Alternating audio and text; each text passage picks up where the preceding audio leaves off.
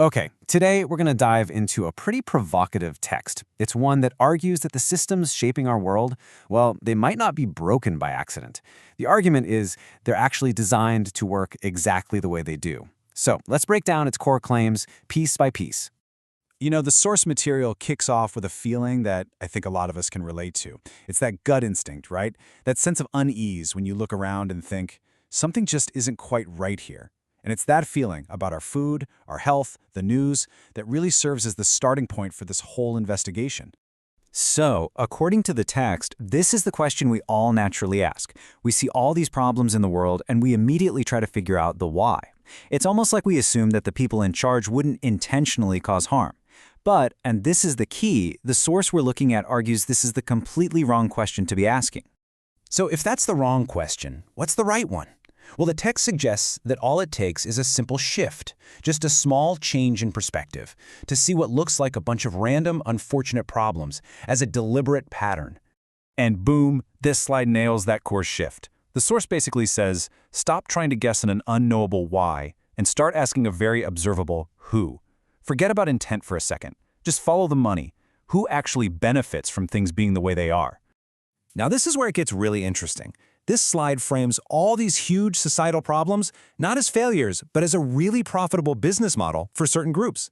The source is claiming that a population that's sick, anxious, and in debt isn't a bug in the system, it's a feature. It creates a steady stream of customers and a workforce that's too desperate to complain. All right, so how does a business model like this actually work in practice? The text we're examining breaks it all down into 5 interconnected pillars. Let's walk through them one by one to see how this alleged system is supposedly maintained. First up, pillar number 1, food. The argument here is that our modern food supply isn't actually designed for our health or nutrition. Nope, it's designed for something else entirely, repeat business, and often at the direct expense of our well-being. And the text points to these specific things.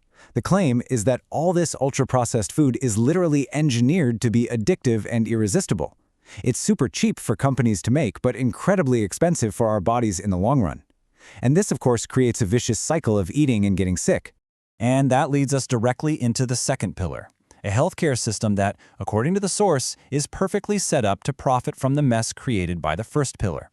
The focus is always on managing symptoms, not actually curing the root cause. I mean, this table from the text just lays it out so plainly. It's presenting this perfect symbiotic relationship.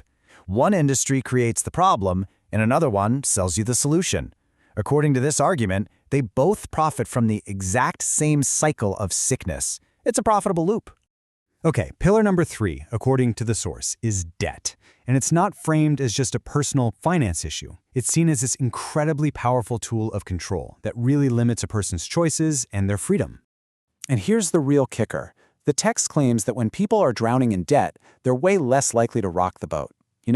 They can't afford to question their boss or challenge how things are because their entire focus narrows down to one single thing, just trying to stay afloat. The fourth pillar is the media. The argument being presented is that our modern media ecosystem pretty much runs on fear and outrage. It creates a population that is always anxious and looking for someone or something to protect them. And the source claims that this narrative we hear is constant. The world is a scary place, you aren't safe, you need protection, and you should trust the system to provide it. When people are afraid, they're much more willing to trade their freedoms for a promise of security, which just reinforces their dependence on the whole system. So, the fifth and final pillar brings this whole thing together with maybe the oldest trick in the book: divide and conquer.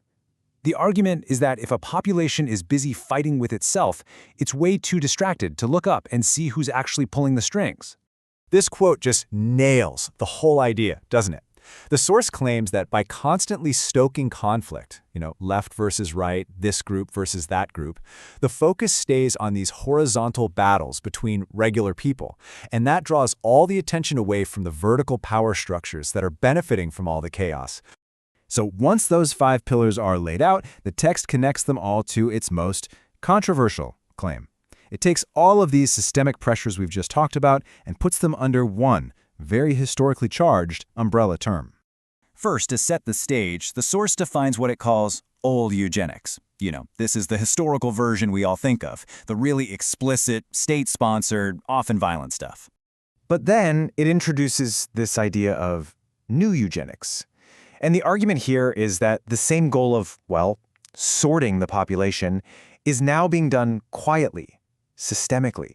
It's not happening through brute force, but by shaping the environment, the food, the stress, the debt, so that some groups just naturally wear down while others thrive. It's a very challenging idea, for sure. Now, after laying out this pretty bleak diagnosis of the world, the text doesn't just leave us in despair. It actually shifts gears and starts proposing solutions, arguing that, hey, if systems are built by people, they can be unbuilt and rebuilt by people too. So the source outlines these 6 direct counters to those pillars of control. It's about demanding honesty in our food, pushing for healthcare that actually prevents illness, taking our money back into community-focused systems, choosing media that explains instead of scares, building real-world communities, and finally, getting corporate money out of politics. See, each step is basically about taking back power over a fundamental part of our lives. So to just boil it all down, the argument we've walked through is this. The source claims the problems we see around us aren't just a series of random, unlucky accidents. They're the predictable and profitable results of a system that is designed to work in exactly this way. And that brings us to the final thought that the source material leaves us with. After breaking down the problem and suggesting some solutions, it poses one last question for us to think about. And that's the answer it gives. The source concludes that the biggest threat to any system of control isn't some big, violent revolution. It's just awareness. It's people realizing what's happening and then simply deciding, consciously, to stop playing along and to choose a different path. A pretty powerful final thought,